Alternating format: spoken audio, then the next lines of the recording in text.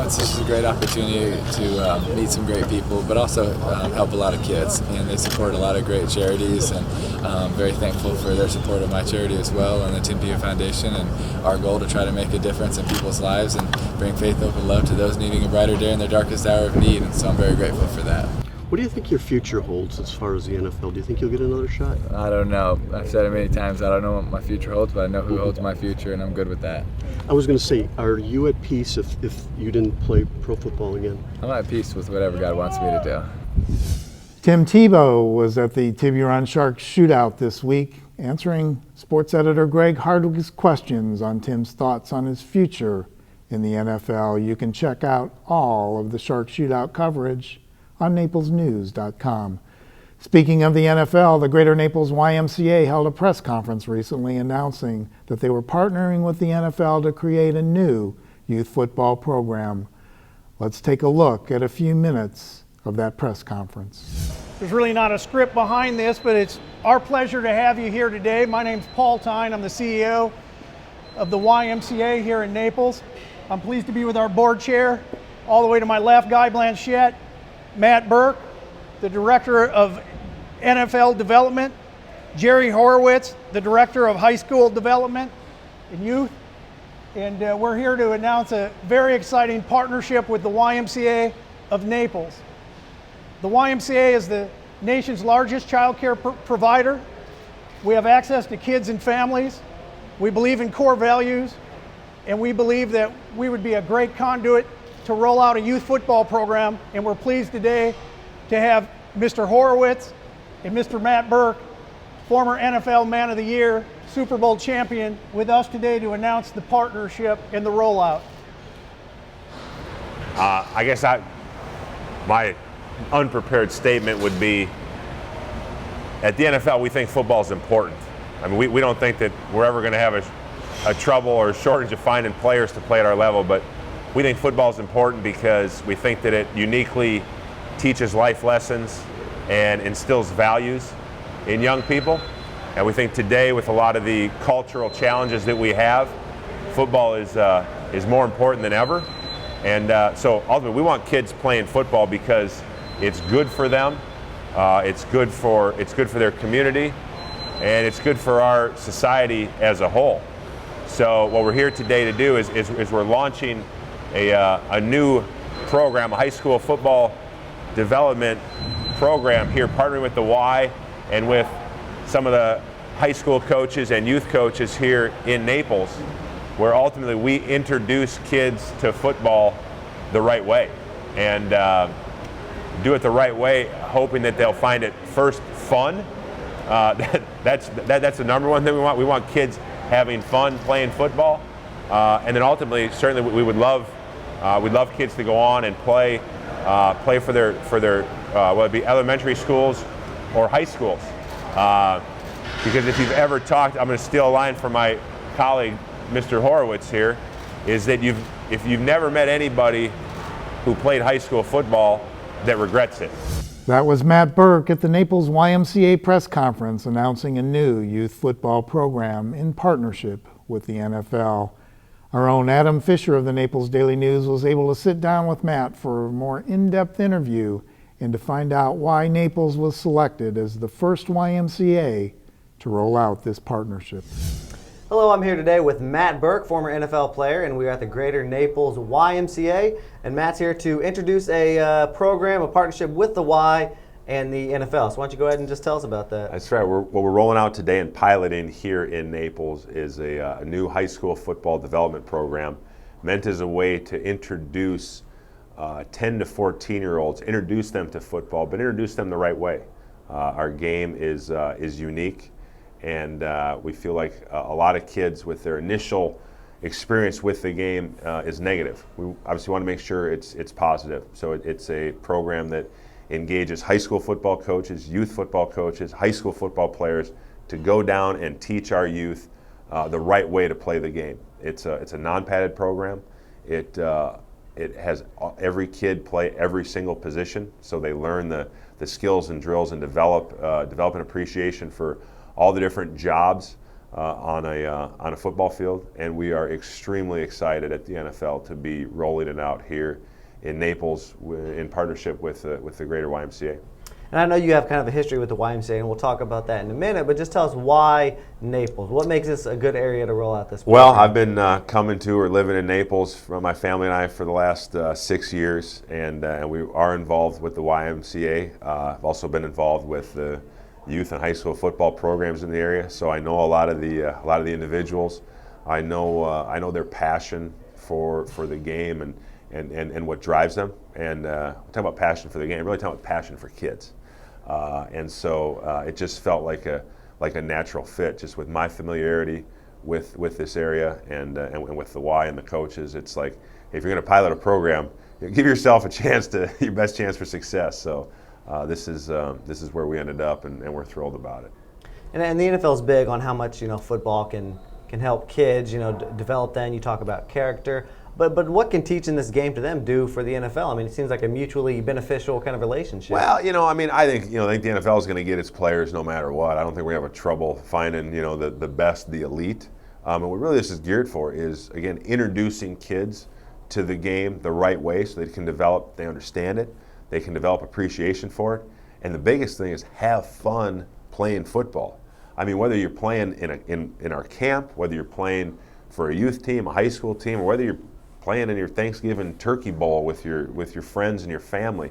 We just want kids being active, having fun, enjoying the game of football. And the NFL already does some kind of work with youth. Don't they have a high school player development program? I mean, what does the NFL do right now with youth football players? A lot of different things. We have multiple programs with high school, with high school coaches, coaching forums, 7-on-7 leagues we've done in the past, or tournaments that we've done in the past. But we really feel like this middle school demographic is important. Over 70% of kids drop out of all organized sports by age 13. And they do it because they're not having fun. And why aren't they having fun? Because of parents and because of coaches. So we feel like there's a real opportunity there to grab kids who maybe are down on sports. Maybe they haven't considered football before. We want them to give it a try. And what this program does, it's a soft entry point into our game at that pivotal. The program we're running here is 10 to 14 years old, and then maybe to see if then they want to go on to high school and continue playing football there.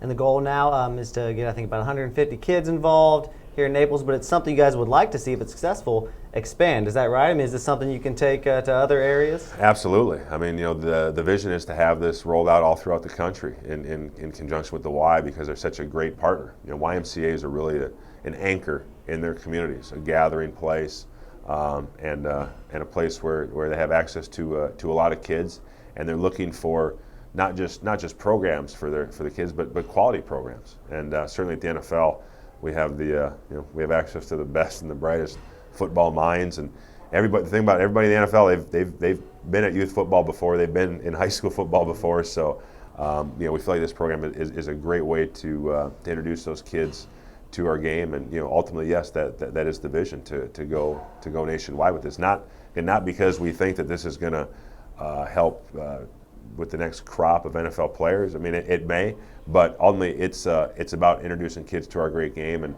and what our game does is it uniquely instills values and teaches character and life lessons that we feel like are important as our kids mature and develop into adults.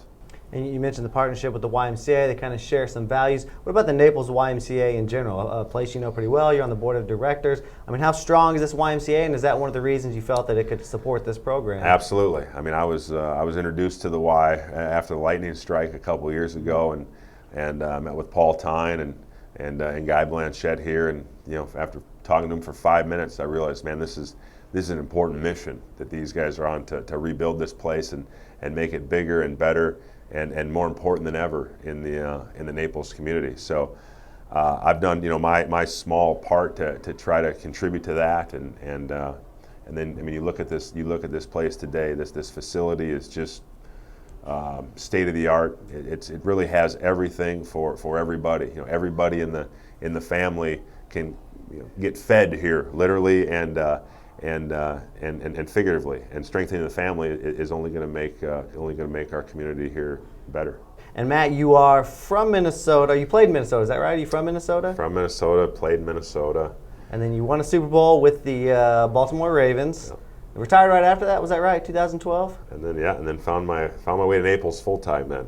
And then so you were visiting Naples before that, or you were seasonal, or? Yes. We would after the football season, we'd come down from Baltimore and wait until it warmed up in Minnesota, and then head back up to Minnesota. And we're kind of on that loop for 4 years. What would you like about Naples that brought the family down? Well, it's the weather's pretty nice here, especially when you get to those winter months. And what actually made us come here full time was my wife and I were trying to decide, and that day it was 80 degrees here and it was minus 20 in Minnesota. So quick math, I figured that was 100 degrees, and made the decision pretty easy. So you came down, and then how did you get involved with the YMCA? Actually, Paul Tyne, who's the CEO here, actually ended up, when they brought him in to rebuild the Y after the lightning strike, he bought my house. He bought our vacation house, and our family was growing, and we needed a bigger place. And they said, hey, this guy, he's the new Y guy, he's from Minnesota. And so Paul and I got connected that way. And anybody who knows Paul knows he can be very persuasive. He's a very energetic, enthusiastic guy, and I like to be around people like that. I like people with big vision, and so I said, yeah, what the heck, I'll get involved with you. And it was kind of a natural fit because you have the Hike Foundation.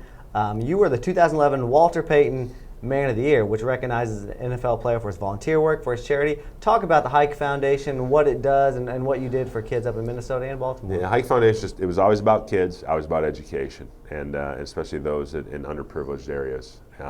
Just want to make sure that, try to ensure that they have the same opportunities in the classroom and in life. And so you talk about the Y and all the things that they do with kids. It's just a natural fit. I mean, I think whether you're a football player, whatever you do, it's probably not as hard as we think to give back and just try to make a small difference. And kids in education, that's my thing. That's my message.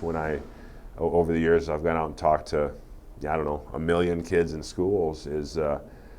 Education is actually what got me to the NFL. It helped me continue my football career after high school. I mean, I wasn't recruited by any big-time schools, but I was recruited by institutions that are more academic, like Harvard, and ended up getting to the NFL that way. So that's my message. So it was just to kind of take on that mission with our Hike Foundation. It was just a natural fit.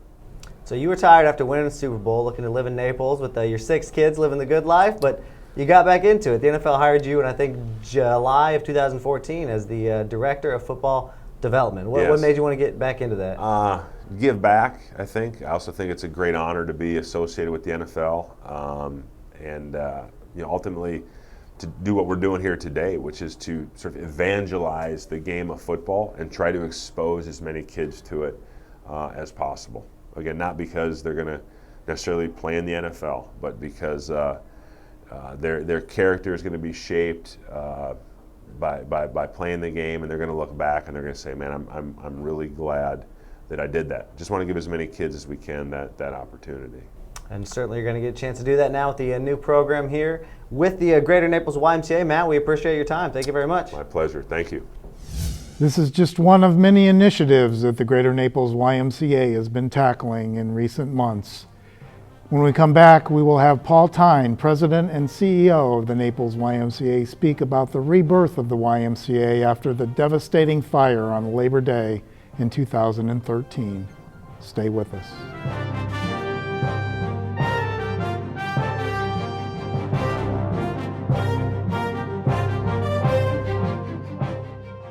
We're privileged to have joining us today Paul Tyne, CEO. Paul, thank you for taking time out of your day to join us here on NewsMakers. It's a privilege. Thanks for having me, Alan. So I believe everybody in the community by now knows about the Labor Day fire in September of 2013. Really, that became an opportunity as opposed to a disaster for you all. We can say that now. Looking back, it's been a couple Labor Days ago, but it was devastating at the time. We were able to pull the community together, and we're really excited to launch into the future now. And so the first steps toward that future, tell us a little bit about what those first steps were toward rebuilding the YMCA facility here. Well, with the type of devastation we dealt with, 70% of the facility burned down or burned out, and what was left basically 5 days later flooded out. So we were left with nothing except, for the most part, just 20 acres of prime property on the busiest streets of Collier. And we looked at it as an opportunity right off the bat. So we flew in experts to say, what could we do? And now the rebirth is a healthy living campus utilizing the full 20 acres. The rebuild puts us at 97,000 square feet of facility space. So it's really the largest world cutting edge healthy living center in South Florida. We're proud to be a part of it, and we thank Naples for supporting us, and thank the community for coming aboard and stepping up for the challenge to show that they care, that there's a why in this community. So the rebuilding started with a mix of insurance money and donations coming in from the community? It was a little bit of a more complex of a model than I thought I would sign up on when I took the job, complexity being the insurance. But the community really helped out, and that isn't complex. They showed with their heart that they cared about a why. Richard M. Schultz Foundation, Dick Schultz led with the first $1.5 million and put it forward as a challenge grant, meaning he wanted to inspire the community to come aboard to support the why. And you know, what a heart he has, and his foundation is wonderful. This is considered one of his first major gifts in South Florida. He's been a significant giver in Minnesota, in the Minneapolis area, but we felt privileged to work with such a gentleman and such an outstanding foundation as Richard M. Schultz.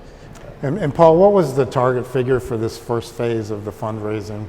Well, it depends on what day you looked at it, because we really were designing and building almost at the same time. The county really worked hand in hand with us to assure that things would move quickly through the system, and we're blessed to have such a great caring county in the planning department. But we didn't have a target figure. We started thinking we could raise $3 million, and that would get us back on the map and in operation. We had to raise a little over $5 million to complete this project. And the first step was the new wellness center here? Yeah, the first step was to bring wellness back. That is what was most significantly damaged and totally burned out. So this is all new space. We ended up going bigger on the main floor, but we went 2 stories high, and we put artificial turf on the roof so we could fully utilize the property value, and it is world class. I invite people to come look at it, because I'm just proud and tickled to be a part of it. Have you reached the goal there as far as that first phase of the fundraising toward the wellness center? First phase is done. We reached our goal. We were able to rebuild and rebirth without taking on any debt. We actually were able to reduce our debt pre-fire, so we're in a really good place with the Y operations. And now we're looking at our next phase, which will be to unveil a new preschool education center that'll be unveiled real quickly here in the near future. What will people be able to find here in the wellness center that wasn't available in the previous one? Well, we're all about groups exercising together. The research will show that if you can get people working out with other people and sharing their goals, they're more apt to sustain that wellness program. And you know, it's not necessarily cheap to offer group exercise because you have instructors, but we have 5 group exercise rooms, all designed with a different theory and a different type of group exercise in mind. So we're standing in functional fitness. This room is cool, you know, but there's a lot of functional activities that happen here, working through your body motion. And that's just one style. Spin cycling is a beautiful studio. We have a 24-hour program touchscreen facility. We have a mixed martial arts padded facility. We have outdoor fitness underneath a shaded umbrella. And then we have a large yoga studio plus the artificial turf. So what they'll find here is programming, not just getting on your treadmill, which can be boring and very mundane. We want people to find groups and sustain their wellness program. Other things they'll find, like behind us, is the Wynn's Healthy Oasis.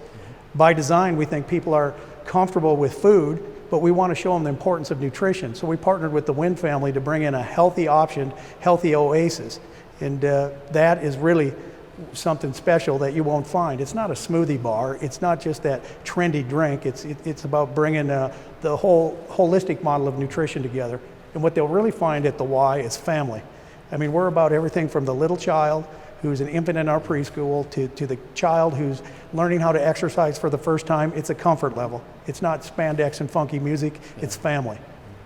You mentioned a few minutes ago, a couple of moments ago, the after-school center. That's an entirely new fundraising step for the YMCA, isn't it? Yeah, we were able to step back and look at the group exercise room which is significant. It's about 12,000 square feet.